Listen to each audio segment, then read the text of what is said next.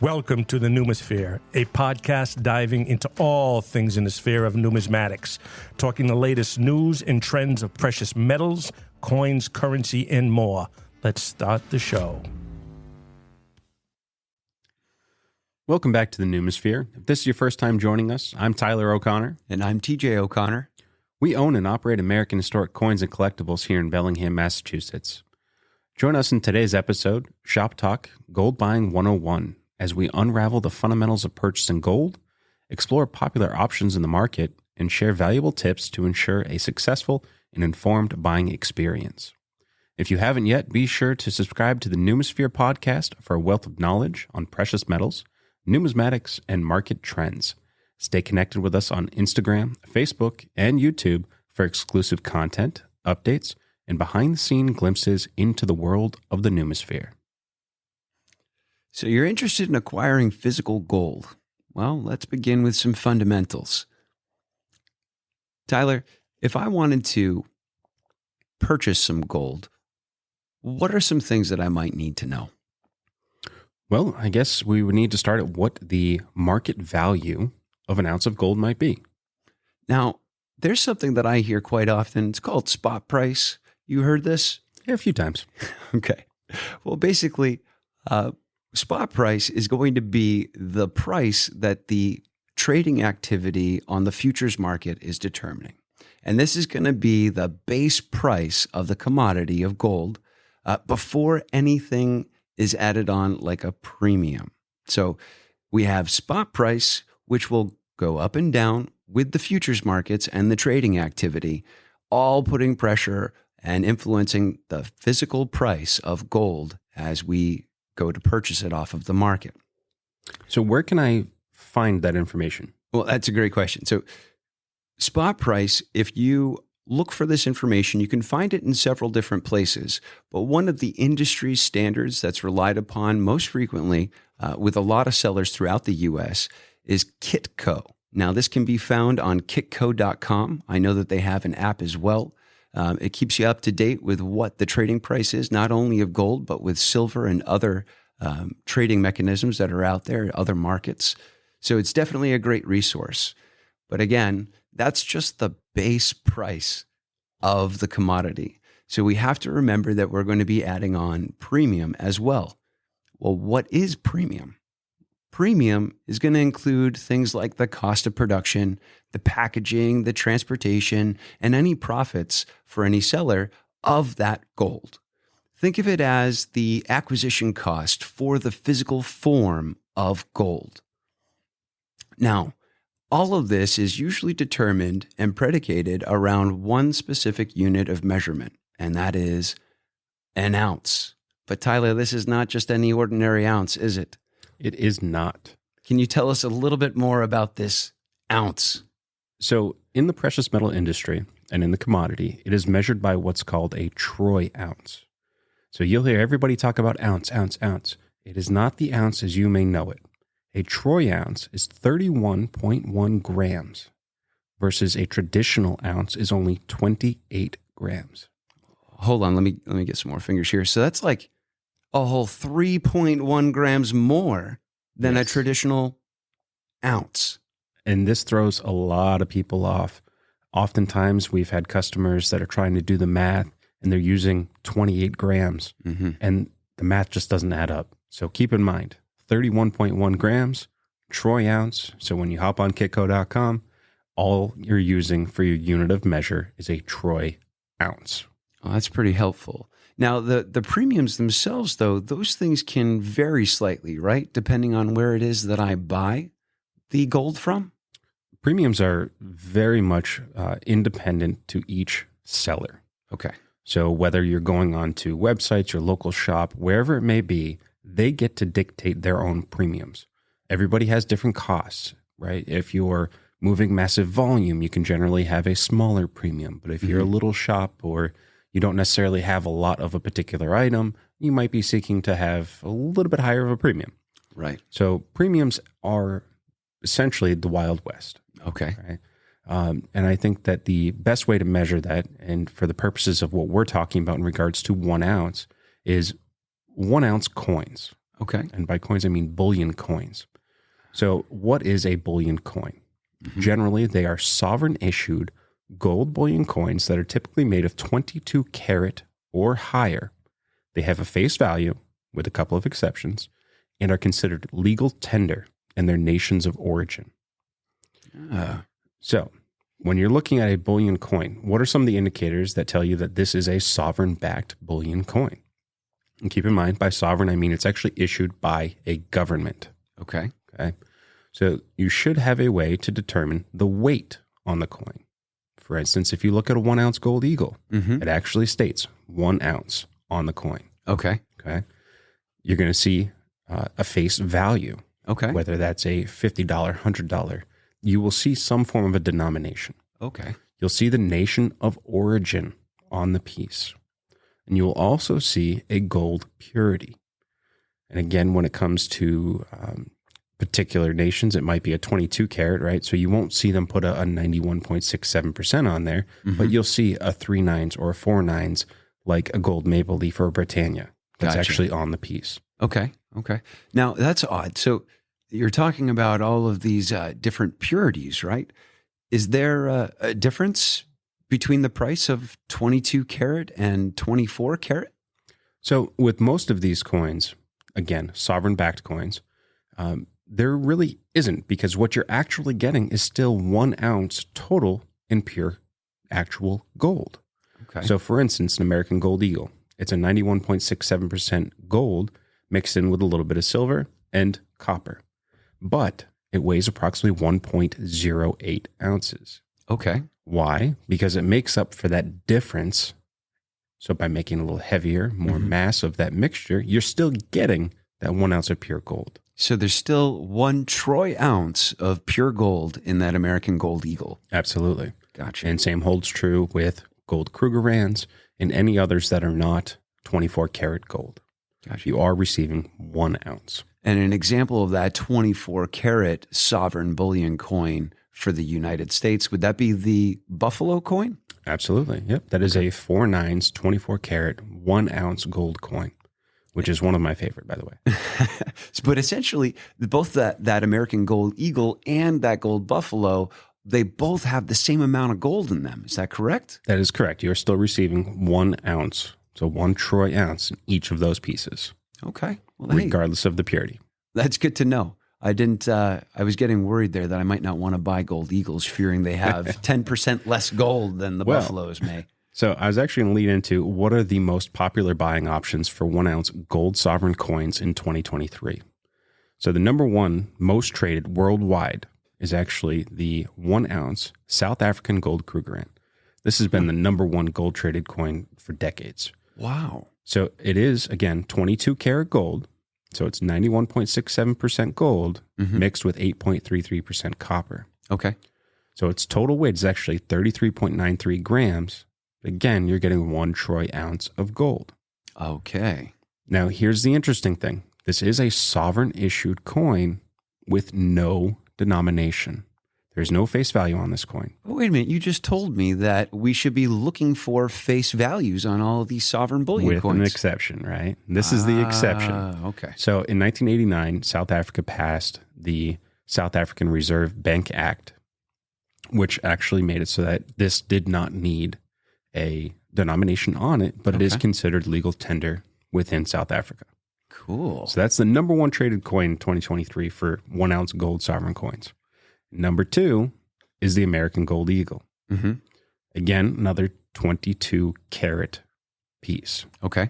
91.67% gold. Yep. 3% silver, 5.33% copper. But still 1 troy ounce of Still gold. 1 troy ounce. Okay. But this also offers you in fractional sizes. So you have a 1/2 ounce, a 1/4 ounce, and a 1/10 ounce, also available in the same design for the American Gold Eagle. Oh, that's pretty cool. So you can kind of get smaller components of gold rather than just that 1 ounce. Absolutely, yeah. Okay. And they've been making the Gold Eagle in the United States since 1986. And just recently in 2021, they finally changed the design to kind of pull in some additional security features to it. Absolute gorgeous coin. The new reverse is much more modern than what we had before. Okay. But all of them are still 1 ounce. They still hold their value. They're still awesome coins. That's why they're number 2 worldwide. Now, I heard a rumor that if you go smaller than an ounce, like for example, the gold eagle that you just described, you talked about it being available in half ounce, quarter ounce, and 1/10. Yep. Does the premium go up for that? It skyrockets. Talk to me about that so right. I understand. So the smaller you go, the higher all of that premium is, because it takes more time, takes more effort. Your production costs go up, more packaging. All those costs go up when it comes to smaller pieces. Mm-hmm. Now, our recommendation is always hold off until you can afford to acquire a 1 ounce gold piece. They're easier to sell. Mm-hmm. You generally do better when you sell them. Mm-hmm. But we don't all have the budget for that, right? So the fractional sizes, while they have all kinds of purposes that people look for, barterability or ease of piece, so they don't, you're not shaving off gold to go get a haircut type of deal. So they're there. They have their place. Okay. But from an investing aspect, you're definitely paying more than you need to. So let's say today you might be at about $260 for 1/10 gold eagle, but you could pick up a 1 ounce gold eagle for about $21.10, give or take. Right? So that's like, wait, let me do this math. We have 10 1/10s at $260. That's $2,600 for 1 ounce of gold. And yet I can buy that same 1 ounce of gold for around $2,110. Exactly. Wow. That is the acquisition cost of fractional sizes. Wow. So even though it may be difficult to try to acquire gold in 1 ounce form, especially if you're on a tight budget, you have to weigh that against the premium that you're going to pay out to have smaller pieces of gold. Right. And there's always a give and take, I'm sure, and everybody's situation is going to be slightly different. But it seems like what you just explained to us is that the best buying opportunity standardly and most commonly is going to be in the 1 ounce format. Right. So when you balance all those aspects of premium, what you get back when you sell a piece, how easy is it to sell a piece, how easy is it to acquire a piece, right? Because as a retailer, our acquisition costs for those fractional pieces are higher as well. Right. So we carry them. It's not preferred, right? Because it just costs us more to carry it. Sure. So when you take all of those aspects and you balance them out, the 1 ounce piece in the industry is generally your best buy and sell on all sides. So I just want to share with you the number 3 piece for 2023 most popular gold bullion coin. And that would be the Canadian maple leaf. Okay. What makes this one unique is that Canada has gotten a little fancy, and instead of doing a 99.9% 24 karat gold coin, they do a 99.99%. Wait a minute, there's 4 9s there. That's it. They That's they were extra the fancy. first country to make a 4 9s gold coin. Okay. Beautiful pieces. Obviously, our neighbors to the north, so it does very well in our market. Yep. And they have done a great job. I think it was around 1979 that they started producing it. But then in 1982, they started doing the 4 9s pure. Okay. Again, great pieces. Obviously, it's why it's trading at number 3. Super low premium for a nice government issued piece. Yeah, it sounds it. I know that I myself have seen them, and I would say that my preference would fall on the maple leaf just for the attractive or the appeal, I would say. Yeah, I mean, it's a great design. Even with Charles on the new one. Yeah. Well, we don't always have to flip the coin over to the other side, right? We can always take a gander at that wonderful maple leaf there on the front. Absolutely. Now that kind of leads us into some other things where we talk about tips, right? Overall tips for what people should be doing when they're buying. I do, because we were just on the topic of the maple leaf. This is fresh in my mind only because I saw an article on it, but there's a lot of fraud happening around the gold maple leaf. And I would heed a little bit of caution in buying from non-reputable sources for these maple leaves, knowing that they have things now that are passing XRF tests. Is this true? Absolutely is. They have gotten very crafty, we'll say, in how they're choosing to counterfeit bullion coins. Now, that blows my mind. We have a very expensive piece of equipment out here in the shop that we use to test these things with a certain degree of surety. And I heard rumor that these are passing the XRF test. Some have been. Okay. And keep in mind, too, the XRF really only goes so deep, right? Okay. So if you take a nice thick layer of foil or plating onto particular pieces, I can imagine be pretty easy to fake. But that's the importance of having more than one means of testing, right? Yes. So not only do we use XRF, but we also have Sigma testers. Okay. You also look at the basics of what's the weight, what's the diameter, does everything match up, does the overall design look clean as it should, or the reeds actually on the edge too shallow? Are certain indicators on the coin that are supposed to be there just not quite right? Right. Yeah. And on top of that, the number one thing that I'm seeing happen is that people are hopping online, eBay, Facebook, Temu, AliExpress, all of these places, and they're like, "Oh wow, 1 ounce gold coin, $39.99, and we'll ship it to you for free." I hate to tell you, folks, it's fake. Too good to be true. I mean, I think in the last month we've probably had half a dozen customers walk in here, and they have the fake silver eagles that they got off of Facebook Marketplace, and they got what was it, like 10 for $30 or something, and they're certifieds, right? No, come on. If it's too good to be true, it's fake. Yeah. It's not legit. You're buying off of some scammer somewhere. Don't do it. Buy from a reputable source, whether that's the top sellers online or your local coin shop. All right. Being a professional reseller wholesaler now for a number of years, how many times have you come across precious metal below spot price for purchase?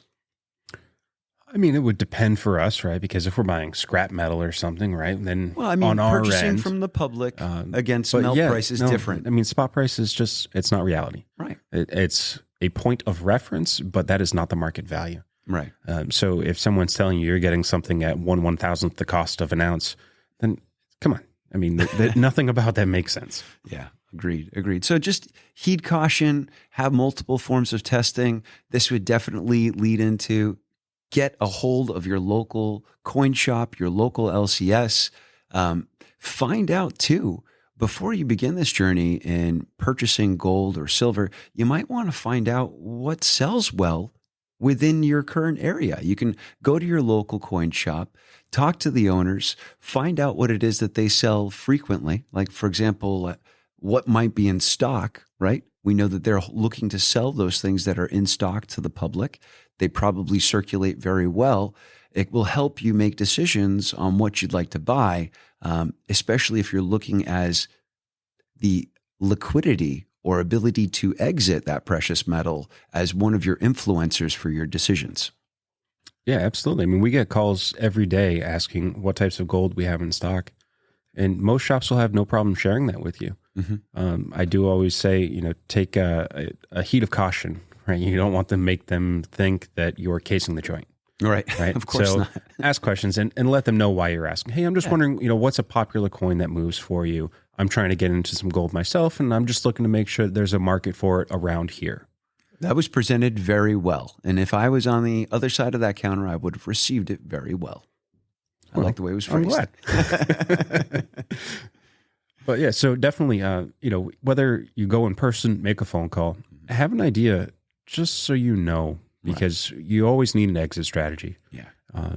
Whether that's a quick thing or in 10 years or it's your kids going somewhere passing it on. Yeah. Because there's different things that do really well in different markets. Sure. Generally, in the United States, you're going to have your top coins, your eagles, your buffaloes. They'll pretty much do well everywhere in the U.S., right? Right. But will a gold Krugerrand do well everywhere? Some parts of the country, they don't. And some they do, right? You bring me an Australian gold kangaroo, and I hate to tell you, there's not much of a market in New England for it. Right. So your sell, right, is going to be much less than you may get versus selling a 1 ounce gold buffalo. Right. So basically, to make it as easy as I can for myself to sell those things and to make sure I'm not buying into a premium that I'm going to basically lose when I go to turn it in, I can stick with the things that are familiar in the market that it is that I'm buying. Absolutely. Okay, that makes sense. That makes sense. Now, if the LCS or the local coin shop is not an option, a lot of people, they're turning to online purchases. So how do they determine who is the right person to go to or who they should be shopping with in this online world that's so vast and open and out there? Tyler, what are some of the thoughts you have about buying bullion online? It has its place, right?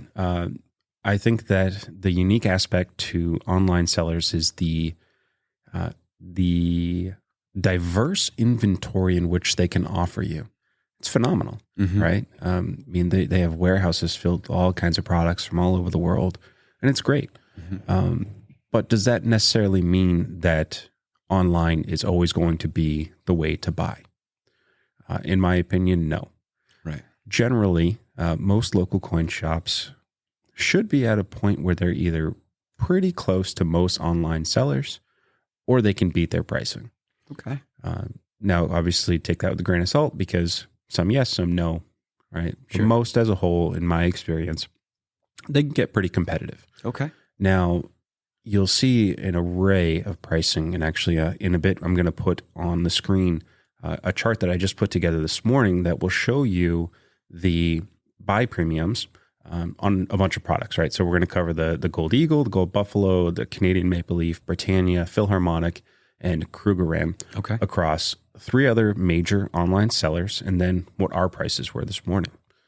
And you're going to see that there's some products that we're able to beat them out on, and then there's some products that we might not. Keep in mind, there's a couple items on there that have a crazy sale. So if you're seeing this anytime soon, you should hop on there because the gold's pretty good. Oh, nice. But those shops should be able to compete at a reasonable level. Now, when you're buying online, you also need to make sure that you are informing yourself about whatever the state, federal, local taxes might be.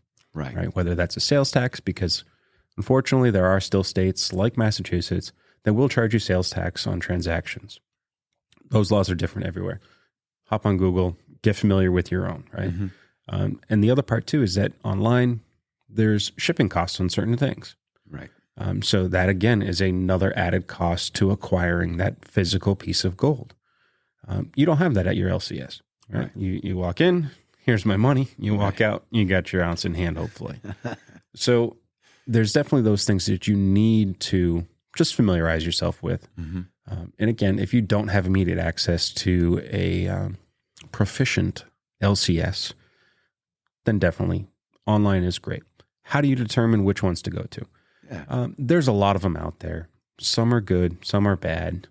You got to do your own due diligence. Look at reviews. Look at policies that they're posting. Look at the types of products they're posting. Are they too good to be true, or are they asking asinine premiums, right? So there's definitely a few industry ones that are really well known. APMEX, JM Bullion, SD Bullion. Those are kind of the ones that everybody always talks about. There's definitely some others out there. And even now, shops like us that are competing online, right? So it's definitely worth doing your due diligence just to find the one that works for you. Right. So just do due diligence, and I don't know, compare, shop around, right? There's not one option anymore. Right. So I'm actually just gazing over at the screen here, and I think I'm seeing the chart that you were referencing that you're going to be sharing with the crowd. But basically, it looks like they're pretty competitive. We see on the Gold Eagle, everybody's pretty much within a range from 5.25% of a premium over the spot price to about 6.43% over the spot price. Now, that's seemingly a small tolerance, but that can add up to some serious dollars too, especially if you're looking for multiple pieces. I mean, when you're talking a percent difference, give or take on $2,100, it adds up. So if you're making large purchases, it definitely has an impact. Yeah. So there's no harm in just shopping around, seeing where you get the best deal, find a sale, or at your LCS, you also have the benefit of negotiating, right? Okay. You want to make a package deal? Cool. You want to spend a whole lot more money? Okay, I can lower my premium on that, right? Yeah, absolutely. So there's no harm in asking. And honestly, let's be real, it's pretty easy to do. I'm happy to take a piece off of each one and encourage you to buy more, right? Absolutely. And that's how most business people are. So you can negotiate there, where you do see tiered pricing online at most sites, which is great. But again, you're talking about having to do bank wire, send checks, wait for product. Yeah. So there's just a lot of kind of delays and hurdles you have to go through when purchasing online in that kind of quantity. And if you're okay with that, then it's great to do. Yeah, and especially if you don't have the option of going to an LCS, then that's what you're dealing with. Absolutely. So staying with the most reputable ones is probably the safest way to go. If you're not quite sure or don't have any type of reference for the site that you're exploring, you might want to just hold back and wait until you can get confirmation from somebody else who's had a shopping experience with them, just to see if it's an okay place to shop. Definitely. Yeah. So I'm taking another look here at that chart, and I think I see you were mentioning a sale. Was that sale on Krugerrands? Yes, indeed. Oh my. Am I seeing as low this as right? 1.43%? Oh my goodness. So it looks as though we have an SD bullion and JM bullion competing against each other here, with a 1.43% over the spot price of gold and a 1.95% over the spot price of gold. Just to put it into perspective, the next competing price has a premium from APMEX of 4.38% over the spot price of gold. That's Now, pretty keep in substantial. mind, it's a sale on a product like this for a reason. Yeah. Because gold Krugerrands do not trade for too much of a premium on buy or sell in the United States. They are a low premium option. Gotcha. That's important to remember too, because obviously if you're paying a low premium to get into it, you'll probably be considering a low premium when you get out of it as well. Exactly. But that's okay, because it probably just makes it more relevant to the spot price or whatever the commodity price is at that time, right? Yeah, to the market value. Absolutely. Well, that's definitely interesting. Good to note here that we're winning in a couple of categories with American Historic. Looks like we would win with the 1 ounce gold Canadian maple leaf. And where else? I think on the 1 ounce gold Philharmonic, Yes. we're a little over 2/10 below the next cheapest. Hey, that's not too bad. Well, hopefully while these items are in stock, people will take notice, head over to our website and take advantage of that low premium. And that'd be ahcoinco.com. Fantastic. So what are some of the things that you would recommend, TJ, for, we'll say stackers, essentially, right? Yeah. Or investors, however you like to look at it, that you think they should avoid when trying to acquire physical gold? Well, I think that you should try to avoid making as many mistakes as you can, right? and how do you do that? Well, you're going to have to design yourself a plan. And I think that it's important to get that definition before you begin your purchasing. Talk about with yourself, what are your goals? And if your goal is to increase the amount of ounces that you own, and you're looking to simply build weight, and you're not particular about how that gold looks or how the format of the gold is presented, then you should be looking for the lowest premium generic gold that you can buy, right? But if you also want ease of selling out of the market, and you want that recognizability of the coin for the person that you'll end up selling that coin to, you should definitely be considering the sovereign bullion, right? And even for just a little bit more in premium, you're getting all that much more recognizability, and it's backed by a government that minted that coin for you. So that's definitely something that I'd be looking for. Weighing those two options, whichever it is that sits with you, the recognizability factor, or maybe it's an aesthetic thing, or just the number of ounces, and then carving a path for that. The key is staying consistent and not getting distracted by all the shiny things that have the collectible premium. And There are a few out there. we do this in the shop, Tyler. We do it on purpose. There are collector item bullion pieces that we pepper amongst the standard bullion that we sell in large quantity. And it's in there because we want people to see this. This is like artwork. But, what can happen to the average buyer is that they might get drawn in and pay that extra $100, $200, $300 in premium for that piece. And they might not necessarily get that if they were to sell the item for its commodity cost in the end. So it sounds like for the purposes of the conversation today, where we're just kind of covering gold buying 101 focused on sovereign-backed coins, what you're saying is have a motivation to find, have a plan to execute, and stay disciplined. Yes. Okay. That's the hard part. I think that's the challenge there because there are a lot of pretty things out there. So I'd like to throw one in on that too, is that whenever I have this conversation with people, I always think of that infomercial back from like the late 90s and early 2000s. I think it was a Ronco rotisserie chicken cooker, right? All right. And on his ad or his little infomercial, it was always, just set it and forget it. Yes. Right. And I always think of that because when you're acquiring physical metals, whether that's gold or silver, it is not a short-term game, right? This is not something I'm going to buy today and I'm going to sell back in a week or a month or in 10 months and make a boatload of money on, right? So avoid being in that situation where you need to sell too quickly. Really, this is a long-term play. And one of the big recommendations that we always have for people is if you want to buy something, you need to be able to buy it 3 times. And if you can do that, you should be able to hold on to this for long enough and tuck it away and kind of forget about it, right? So set it and forget it.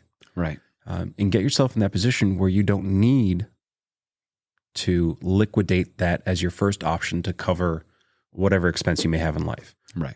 It's always there for that, which is one of the awesome things about this, but it shouldn't be the first thing that you try to get rid of if you don't need to. Right. So kind of like not getting over leveraged per se, right? Making sure your personal cash flow is on the up and up. All of your personal savings goals are being met, and you're incorporating into that financial habit a consistent and disciplined purchase of precious metals to supplement and strengthen that portfolio. I think you said that great. Don't over leverage yourself. Right. Because that kind of defeats the whole purpose of this. You're going to end up taking a loss in the short term. And it's just not worth it. Right. So the other one I would say is holding physical metals as an asset should not be your only investment. And I say that because I am a firm believer, and again, I'm not a financial advisor. Do not take this as financial advice. But I'm a firm believer, and I practice this myself, is that all of your assets, investments, your wealth should not be dedicated to one basket. So you need to decide what's right for you, how old you are, what your life plans are. Take all those aspects into consideration and say, what makes sense for me? How much should I put there? Whether that's you set a target in ounces or a percentage of your total portfolio, whatever that goal is for you, define that and make sure you're working that plan in a disciplined way, like you said. Yeah. A lot of times I see guys that might have been practicing saving, right? Saving with their weekly paycheck or their biweekly paycheck. They would put in a certain amount of money into their savings account. And now I just see them allocate a certain amount of that savings to precious metals so they can continue to do this consistently like they were doing with that savings account. So they kind of have now 2 pieces here. One is that cash savings account that they're keeping with the bank. And then the other one is that precious metal savings account that they're keeping in their safe or wherever they keep it secured.